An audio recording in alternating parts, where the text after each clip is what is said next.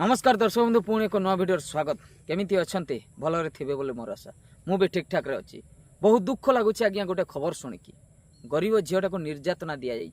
हाँ आज्ञा रिया दे Odia film जनाशुना heroine आपण मैंने जानी मु भी जानी ओडिशावासी समस्ते जानती रिया दे किए से जड़े सेलिब्रिटी हिरोइन हिरो हिरोइन किंबा सेलिब्रिटी जो मैंने भी थांती तांको पई किछि गुडा काम से गुडा को बंद करिया को पड़े। जेमिति कि एग्जांपल मु देबी एक्टर एक्ट्रेस माने मद पी पारिबे नाही कहीं पी पारिबे नाही ता कारण होची हाँ एमिति पी पारिबे लुचि छपी कि घर भितर ताला लगे कि पीबे सेटा अलगा कथा किंतु बीच बाजार रे पी पारिबे नाही जे देखिले खराब भाबिबे कहीं ना एक्टिंग करूचंती भलो मेसेज दउचंती माने सोसाइटी को से माने जदी मद पीबे लोक माने खराब भाबिबे सिगरेट टाणी पारिबे नाही एटा भी गुटे खराब काम करि पारिबे नाही जेमिति कि निर्यातना गोटे भिकारी को मु पाइली जड़े भिकारी को ताको मु बाड़ेबी से भाया कम करें ना किंबा जोठी गोटे मारपिट होची सेठी मु मिसिकी मु मारपिट करि पारिबी नाही माने हाँ लोक मान को बुझाई पारिबी किंतु मारपिट करि पारिबी नाही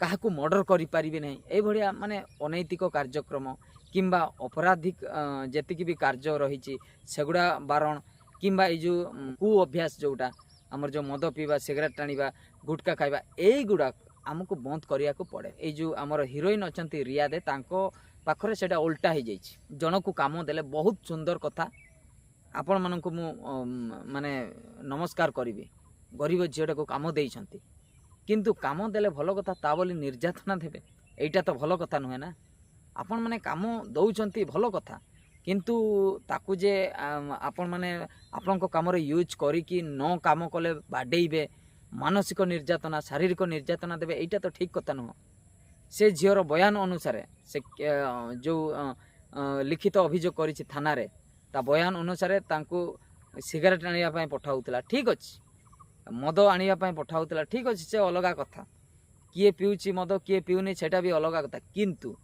जदि जे जोटा से भूल करिनी जेमिति कि सार्टा खजिया को पठाइतला से पाइला नहीं सार्ट ताको बाड़ा है ताकू उठबस करेले ता गड़ बिंधुची ताकू बाड़े चली पारुनी जदि आपण माने से आपण माने जहाँ काम देइछंती जदि ताकू बाड़ेबे काम न करिवारु ताकू बाड़ेबे सेटा तो ठीक कथा नुह आज्ञा गोटे गरीब लोकटे से केते माने तार परिस्थिति खराब जोगु से आउ जनक घरे काम करुछि केते दुख ता जीवन रे अछि सीए काम करुछि ता परिस्थिति खराब पाई किंतु आपण माने ସେଇଟାକୁ भाबु नहांती जे तार पैसा दरकार सेति पाई से काम करुछि केते पैसा देइछंती रिया दे ताकू देइछि केते 10,000 1.5 वर्ष हो गला 10,000 माने 1.5 वर्ष हेले केते 12 मास को गोटे वर्ष आ गोटे 6 मास 12 एटा हैला 6 18 मास 18 मास रे 10,000 माने 1000 करी भी पड़लानी गोटे मास रे 1000 भी पड़लानी 1000 हेले भी 18,000 होता मात्र 10,000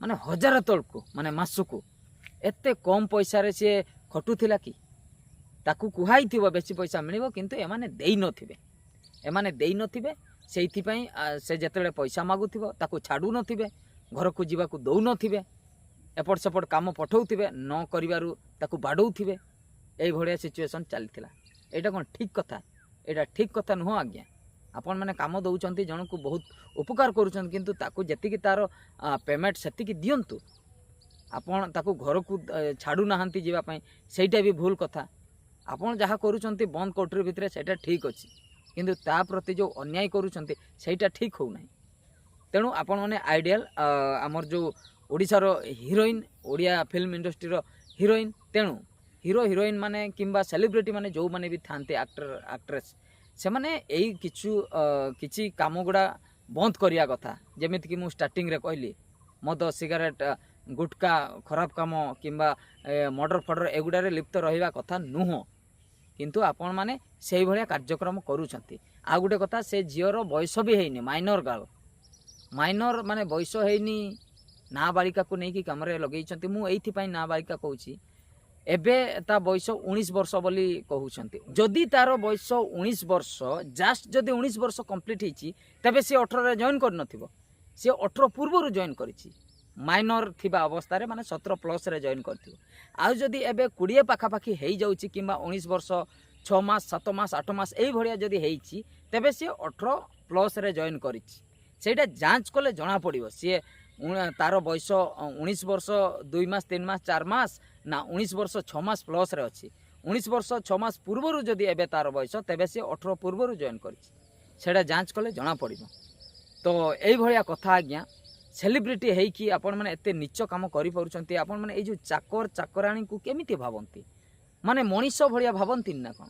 ସମସ୍ତେ ମଣିଷ ଆଜ୍ଞା। ମଣିଷ ରକ୍ତ ସମାନ ଆଜ୍ଞା। ଆପଣଙ୍କ ଦେହରେ ଯେଉଁ ଟାଇପ୍ର ରକ୍ତ ବହୁଛି ମୋ ଦେହରେ ବି ସେଇ ଟାଇପ୍ର ରକ୍ତ ବହୁଛି, ଭିକାରୀ ଦେହରେ ବି ସେଇ ଟାଇପ୍ର ରକ୍ତ ବହୁଛି। ସେ ଗରିବ ଲୋକ ହଉ କି ଚାକର ହଉ କି ଚାକରାଣୀ ହଉ କି ସମସ୍ତଙ୍କର ରକ୍ତ ସେମ୍ ଆଜ୍ଞା। ବ୍ଲଡ଼ ଗ୍ରୁପ୍ ଅଲଗା କିନ୍ତୁ ବ୍ଲଡ଼ ତ ସେମ୍ ନା। ଆପଣଙ୍କର ଯଦି କେବେ ବ୍ଲଡ଼ ସର୍ଟେଜ୍ ହେବ କହିହେବ ନାହିଁ, ତାଙ୍କ ବ୍ଲଡ଼ ବି ଆପଣଙ୍କ ଦେହରେ ଲାଗିପାରେ। କିନ୍ତୁ ଆପଣମାନେ ମଣିଷକୁ ଚିହ୍ନି ପାରୁନାହାନ୍ତି। ଏଇ ଯେଉଁ ଧନ ସମ୍ପତ୍ତି, ଏଇ ଯେଉଁ ଗର୍ବ ଅହଙ୍କାର ପାଇଁ ସମସ୍ତେ ଦିନେ ନା ଦିନେ ମାଟିରେ ମିଶିଯାଆନ୍ତି।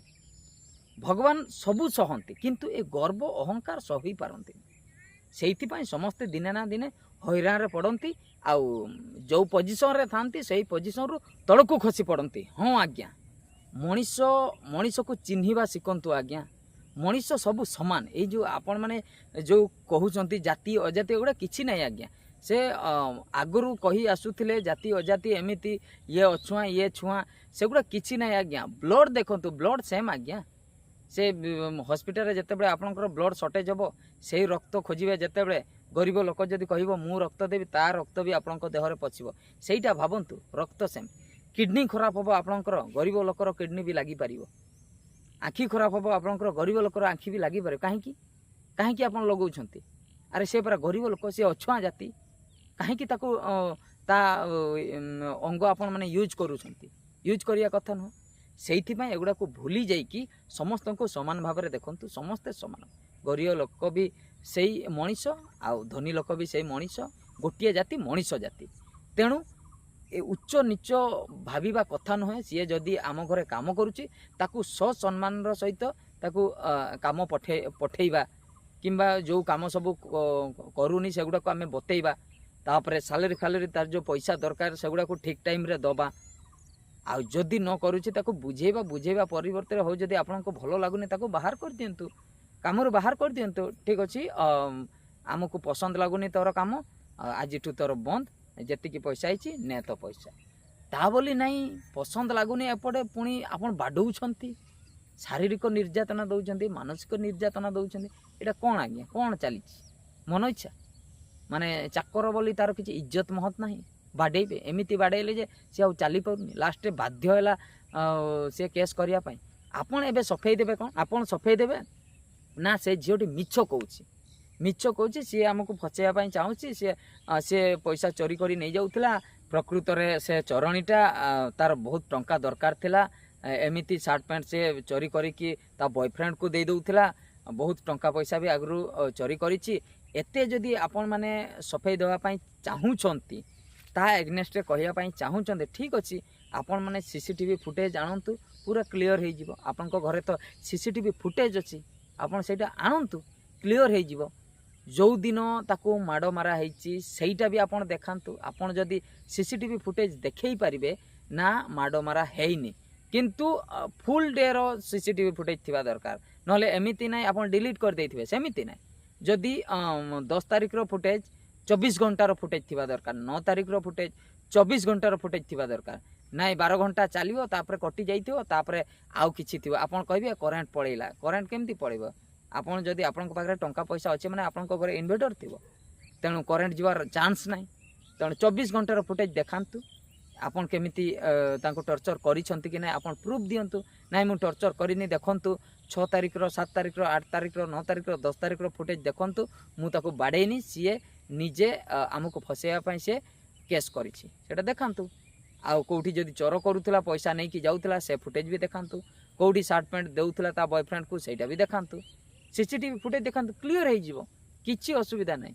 ଆଉ ଯଦି ଦେଖେଇ ପାରିବେ ନାହିଁ CCTV ଫୁଟେଜ୍, ତେବେ ତ ଆପଣ ହିଁ ଦୋଷୀ, ଆଉ ସିଧା ଜଣାପଡ଼ୁଛି। ଠିକ୍ ଅଛି ଦର୍ଶକ ବନ୍ଧୁ, ପୁଣି ଏକ ନୂଆ ଭିଡ଼ିଓରେ ଦେଖା ହେବା। ଆଜିର ଭିଡ଼ିଓ ମୁଁ ଏଇଠି ରଖିଲି। ନମସ୍କାର।